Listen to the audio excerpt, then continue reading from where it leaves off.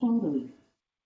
Hey everyone, it's Jesse with Realty One Group, and I have Armando Novallo here with me. He's a lender with Golden Empire Mortgage, and I've asked him to help me with a video to answer some of the questions that my past and current clients have asked me.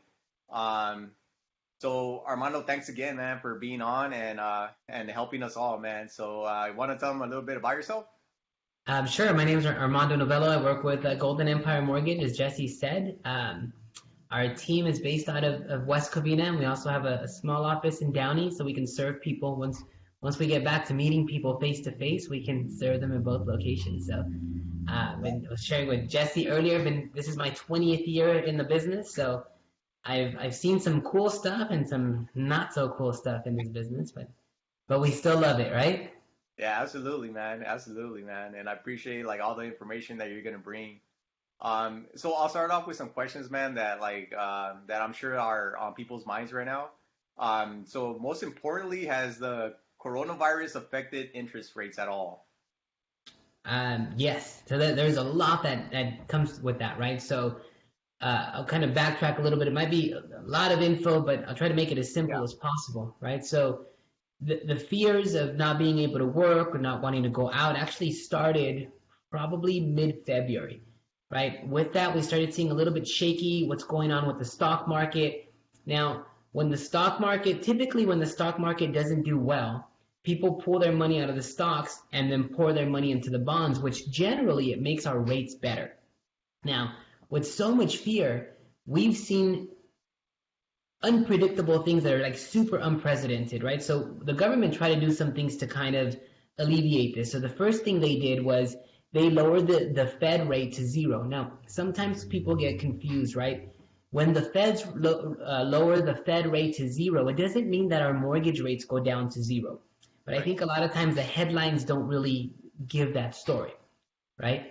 Yeah. So the Fed rate is typically what one lender lends to, well, one bank lends to another bank, right? It's the interest that they charge each other in order to alleviate like liquidity issues. So the first thing that happened was that. Now, somehow in all of that, it did bring interest rates way down, right? Like the end of February, early March, we saw the lowest interest rates that we've ever seen ever. Like interest rates super low, right? Now, here's what happened. A whole bunch of people poured into the lending world, right? Everybody wanted to refinance their house all of a sudden. Everybody wanted to buy homes. And we saw about $5 trillion of mortgage applications come in a matter of 1 week. To kind of give you some perspective on that, nationwide in a year, we do about $3 trillion in the entire year. Well, we're so aggressive, right? We wanted to do it all in 1 month. So what happens there is it puts lenders in a really bad place. There's not enough money to fund all these loans. It causes a number of problems, right? Number one is runoff. Lenders and servicers typically make their money by servicing the loans. If they're all paying off and going to lower rates, they're not making their money there. The second thing is just so much volume coming in. We just don't have the processors, the underwriters, the team on the back end. None of us do to handle so much volume.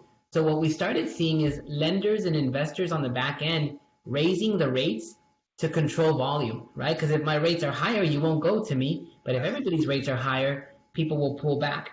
So that was the first thing we saw, and it had a pretty good impact in controlling it. Those people who were able to lock in those times did really well. Now, here's what happens. That didn't fix the problem, right? Because the problem is not rates. The problem is the coronavirus. So what happens is the lenders are trying to control it, but now the people are starting to lose their jobs, right? And as people start to lose their jobs, there's a lot of fears. If I don't have a job, I can't pay my mortgage. If I don't pay my rent, then the landlord can't pay his mortgage. Then I can't pay my car. So this scared people like a lot. So what the government does is they come in and say, hey, we're going to put together this stimulus plan. We're going to throw a bunch of money at it. We're going to buy mortgage-backed securities, lots of them. I think at one point they were buying like $40 billion a day. Wow.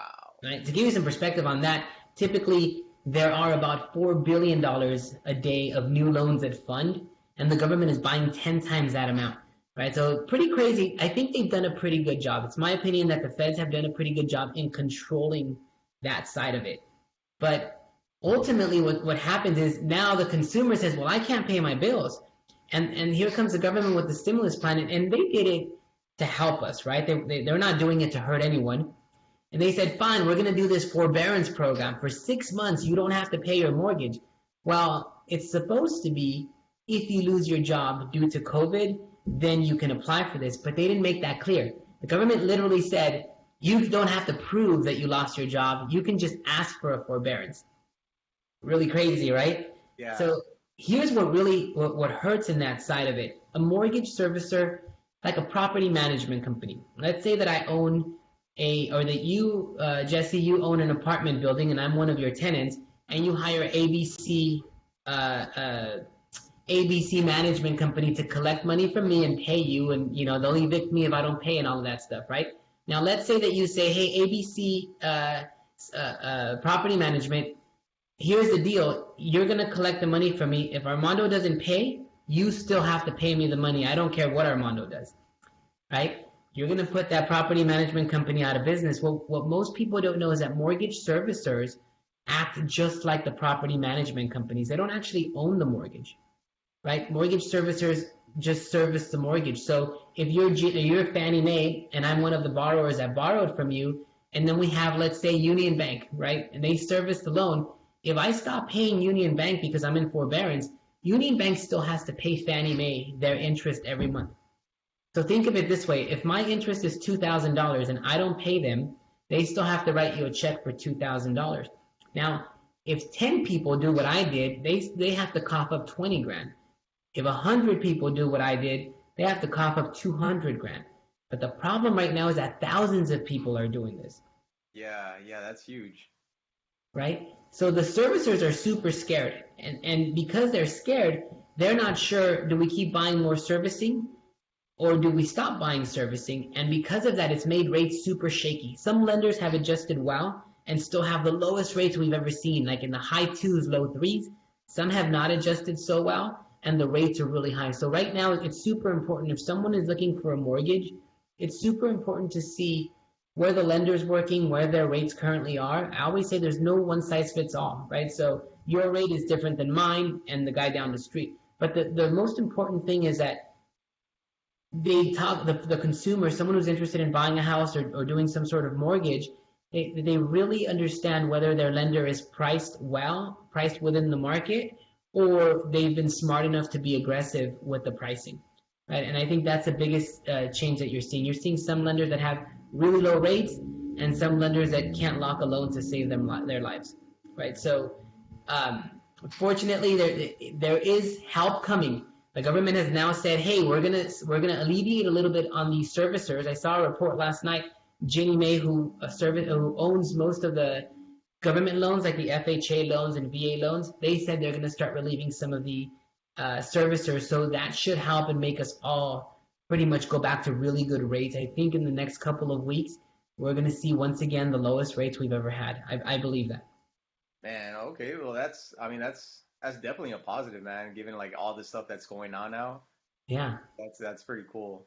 So, I mean, has the lending process changed at all since this whole like coronavirus situation?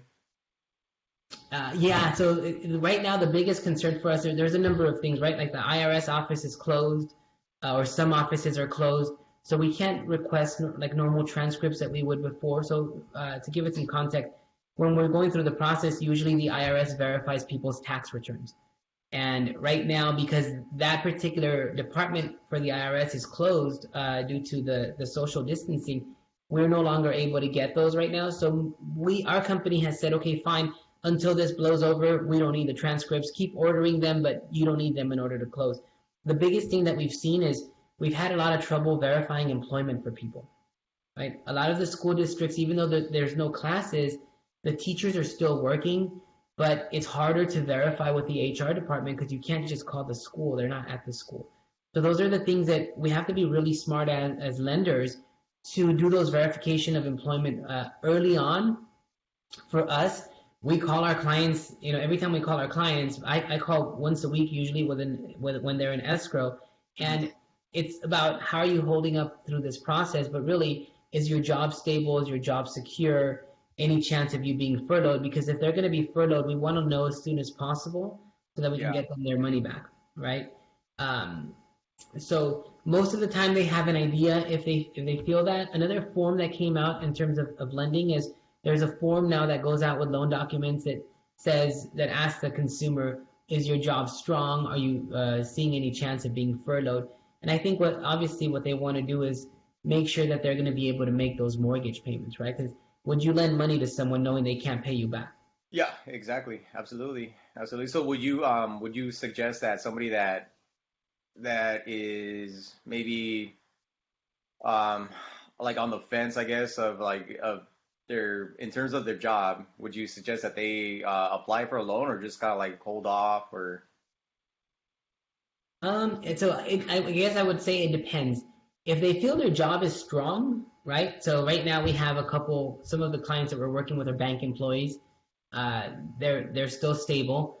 Obviously, the police officers. I have a couple of clients that are police officers. right? They're Yeah. not going anywhere. Yeah, yeah. Right?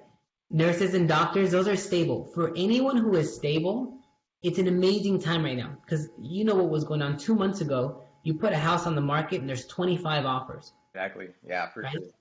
So today there's a lot of opportunity for a buyer who maybe struggled a couple months ago. They can get back in there with less competition. We just had an offer accepted today where these clients were looking for a long time and never found anything. They went out this weekend, wrote one offer, and it's going into escrow. So I believe that it is a better opportunity for buyers who are stable to move now. Yes. Oh, that's, I mean, awesome news, man. So as far as like the social distancing, because everything right now is like social distancing, you know, like essential businesses like are it's like still open. Do you guys do like in-person qualification for like say like because I have like a lot of elderly like past clients that aren't like tech savvy. Is that something that you guys are still doing? So we're doing it cautiously. Most of what we're doing right Yeah. now is kind of like this, where we're doing through video chat or even the phone. Uh, Yeah. if if someone doesn't have the ability to like upload their documents into our secure portal, or if they can't email it or fax it, then typically what we do is we get as much done over the phone or through video chat, and then Yeah. one of us will just drive to their house, not walk inside, pick up the paperwork, bring it back, scan it, copy it, and then FedEx their originals back to them. Oh man, dude, that's super cool, man. You guys go like above and beyond, man. That's awesome. You gotta make it easy. Yeah, that's right, man. All right, so these are some questions that I've gotten like over time. So like, what is the minimum credit score to qualify for a loan? I've gotten that like so many times, man. Yeah. So a couple of things. Depends on the loan type, right? I always say, you hear me say this all the time. There's no one size fits all when it comes to mortgages, right? So depending on the loan type, depending on the down payment, for instance, some of the conventional loans have a minimum credit score of 620. But I'll tell you, if you have a credit score of 621 and you have a very low down payment, you don't want to do a conventional loan. It's going to be super expensive. The Yeah, mortgage insurance will be really expensive. The rate will be really expensive. So we're going to look at a minimum. Usually it's about 620 for conventional. FHA loans, which is what a lot of first-time buyers use, the program itself will allow you to go to 500 if you have a large down payment. Large meaning like 10% down or more.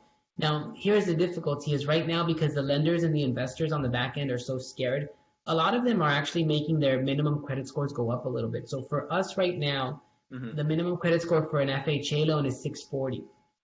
For a VA loan is also 640. And then you go into the down payment assistance programs. The programs themselves have raised the credit scores, or the servicers that buy those loans have raised the credit scores. So across the board, I think it's a little bit higher. I believe it's 680. I saw an email that came through just this morning. It's kind of like 2007, 2008 right now, where there's a lot of changes coming in every day. yeah, And we're kind of reverting back every time we have a scenario just to make sure that we're still okay. But what our company has done that's pretty good is they'll send out a policy and they'll say it takes effect in 2 weeks. So it's not going to hurt anyone today, right? It would be sad if someone finds their dream home today and tomorrow the policy changes and now we can't get them a loan. So they're giving us a little bit of leeway. got it. Well, that's super cool, man. So you mentioned like there's like FHA, conventional. So what types of different loans are there? I know there's like VA for like veterans, right? Yeah. And those types of loans, I mean, are like how are they different like compared to each other, like as far as like the amount of down payment needed or like credit score, like you just mentioned? So just a kind of a quick thing. This might be a whole video in itself. Uh, Yeah, I'm sure it is, man. Yeah, sorry for asking that. it's all good. As long as people are still watching, we're good, right? Oh So, yeah, for sure. so FHA loans they're insured by the government.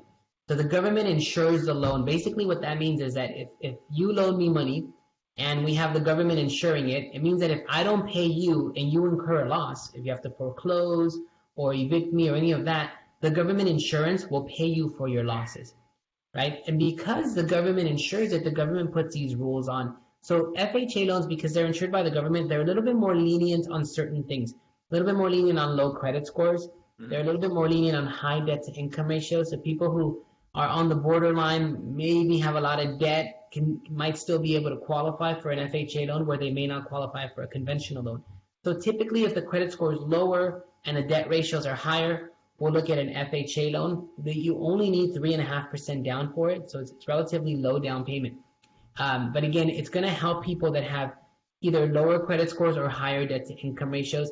They also allow for some really cool, funny things like a cosigner who's not going to live in the house with me. So sometimes we get kids that are younger and they don't quite make enough money, but mom and dad do. We call them non-occupying cosigners. Hmm. Typically, those we use an FHA loan for them. So again, they do some really cool stuff for the consumer. I always say I don't want anyone to watch this video and disqualify themselves from any loan, Yeah, right? yeah. Uh, because I might be able to move something or make it happen to where they will qualify, Well, right? yeah, So 20 years of experience, man. You gotta know something. Yeah, you know it's been a little while, tricks, man. Yeah. right? So the conventional loans are a little different in that they're insured by private mortgage insurance companies, right? So on a conventional loan, you can actually shop, the lender will shop mortgage insurance companies for you. Now, here's the kicker. Just like your auto insurance, right? Like if I have a lot of tickets, accidents, I ran the red light, my auto insurance is going to cost me a lot of money, Yeah. right? So in the same fashion, with the mortgage insurance, if you have lower credit score, high debt to income ratios, it's going to cost you more. But here's the key. If you have a really high credit score, conventional mortgage insurance is super cheap. So sometimes, even with only 3% down, that's a minimum down payment for an owner occupied first time buyer for a Yeah. conventional loan. Even with only 3% down, if they have a really high credit score, that mortgage insurance will be so cheap that it's actually lower payment than the FHA loan, right? Nice. And that's why I say let me structure it because I know the ins and outs of it, and I'll make sure my goal always is I want the client to pay as little as possible and be in the best loan possible for them, right? Absolutely. So that's kind of the difference between the FHA and the conventional. So typically, we always assume that people will start with the FHA and then we try to get them into that conventional because it's a better loan for them in the long run. Mortgage insurance is cheaper. And the beautiful part about conventional loans is that once you get to a certain, like you paid enough, Hmm. within a few years, you can petition them for the mortgage insurance to be reduced. Now, imagine today you get a rate at 3%, and in 3, 4, 5 years, you ask them to remove the mortgage insurance. Now your payment goes down $200 more, right? And you Yeah. have this amazing rate for the next 30 years with no mortgage insurance. It's really the best program if we can get there. So we always shoot for that. I want to also say something. If someone has credit that's a little bit lower, I don't want them to watch this and say, "Oh, I don't fit the 640 or the 580 or whatever it is." Right. We have options that we help people with, and anyone who comes to us, if their credit's a little bit lower, we connect them with our credit repair specialist. If they pay for the credit repair and they come back and do the mortgage with us, we will reimburse them whatever they spent with the credit repair person as long as they use one of our vendors. So they get fully reimbursed as a lender credit to help towards their closing costs when they buy their home. Man, so it's a win-win for It sure, is. man. Man, so I had so somebody asked me a question. A couple months ago I closed on my buyer was VA. So we closed on that loan, a VA loan. And then he asked me, he's like, can I still use my VA loan to purchase another property, or is it like a one-time deal? So you can only have one at a time. So you can't have two VA mortgages. There's certain exceptions they make to that. But typically you can only have one at a time. So if they live in the house, a lot of times what veterans will do is they buy it with VA because they get low down payment. Hmm. If they have a good chunk of disability, we can waive the funding fee, which is a big deal. Right. Yeah. Yeah. And they no mortgage insurance. That's amazing.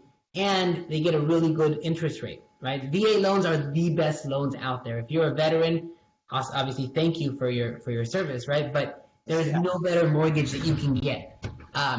Now, what a lot of them do is they'll go into it for the purchase, and a couple of years later, they'll refinance out of that VA loan and into a conventional loan because now they can get a really low rate with no mortgage insurance anyway, now that there's equity. Yeah. And it opens up their VA eligibility, their entitlement, as long as they've made their payments on time and all of that. Sometimes their VA funding fee will be a little bit different because it's a second time use, but it's still an amazing program. It's the best way to buy a house, in my opinion. Okay. Cool. So, like, say if, for example, they're a veteran, but they still have their VA loan, but they decide to opt into the FHA conventional. They purchase a property, but they still have the option to use that VA loan later, right? Because they haven't used it at all. Correct. So if they've Okay. never used it, as long as it's owner occupied, we got it, right? Yeah. So VA loans, you have to live in the house. If they don't believe that you're gonna they don't believe that you're gonna live there, they won't give you the mortgage. Gotcha. Okay. Perfect. So, like, I think you touched on like buyer assistance programs, or you mentioned it. What type of buyer assistance programs are there? There's some really good ones. The state of California has a couple that they put together for us where we just did one a couple months ago. Total out of pocket, get this, man, including the appraisal and the Uh, home inspection. Total out of pocket, $906, that's insane. Yeah, that's that's a steal, dude. That's right? insane. Yeah. I mean, you can't go rent a house with $900. They want the first month, the last month, security deposit. You're like 7,000 bucks. So it doesn't always work out that way. I always tell people, look, for the down payment assistance, plan on coming in between 1 to 1.5% down. So if your price is 400,000, plan on coming in for anywhere from 4,000 to 6,000. What happens most of the time, I just don't want to make a promise, but what happens most of the time is they don't end up using the money, and escrow gives them a refund when we balance out the file. We had one last month where she brought in 5,000 as an earnest money deposit, Right. and Yeah. the seller ended up giving a credit of 1,500 for carpet and paint and things like that. At the end of the transaction, she got back exactly $5,000. Her Mhm. out of pocket was 1,500. That's super cool, dude. Yeah, they could do so much with that money. They put like an entertainment system or whatnot. Right? And just moving is expensive in itself, right? Exactly. Exactly. So, any other things that you want to like touch on, Armando? That like say like buyers, sellers, people kind of like on the fence of like buying right now. Something that you want to like mention to them? So people ask me all the time, hey, is it a good time to buy? Is it? And my answer, I guess, is it's a good time to buy if it's a long-term thing, right? Mhm. And I always give the example, my wife and I bought our house at the worst possible time, December of 2007. Look it up. Worst possible time, right? Not this house, our old house. Uh, December of 2007, we bought it for 450. Yeah. 2008, 2009 happened. I kid you not, the neighbor across the street sold their Uh, house for 285, Jeez, right? man. And we owed like 400,000. We're like, what do we do? People were strategically walking away, short selling them. For Hmm. whatever reason, we decided not to do any of that, right? We just said, hey, you know what? The monthly payment, we're comfortable with it. It's what we signed up for. And we were fortunate enough that we kept making our payment. But that same house in 2000, we've been here now for 2 years. So in 2018, we sold that place for 600,000. Nice. Right? Yeah. Had we let it go or walked away, we wouldn't have had that, and we would have ruined our credit for sure. But we wouldn't have had that equity. But I guess the point of that is, if you're long term, anytime you look at the charts, they always end up higher than they started, Yeah. right? If you're short term, if you're looking to flip a house or maybe do something for 1 year, it's never really a good time, So I always tell people, if it's your long term where you're going to live, long term investment, it's a great time. If you want to flip a place, I'm probably not the guy to talk to. Right on, man. All right, dude. So, I mean, anybody that wants more information regarding like loans, refinancing, like how do they get in contact with you? Yeah, absolutely. They can call our office. Our office number here is 626-200-1838. And you can ask for me, and I'll take care of them personally. Sweet. All right, Armando. Well, thanks a lot for all this information, man. I'm sure like a lot of people out there are like glad to hear this stuff, dude. Yeah, it's definitely. I always say get it from an expert, get it from someone who's doing it, right? Because there's so much false information on in the news and the media, or even online when you Google things. Yeah, yeah, exactly. Cool. All right, Armando. Well, thanks again, man. Thanks for doing this video with me, man. I really, really appreciate it, dude. Awesome. Thanks for having me. Anything I can do to help, I'm here. Absolutely, bro. Sounds good. We'll talk later, man. See ya.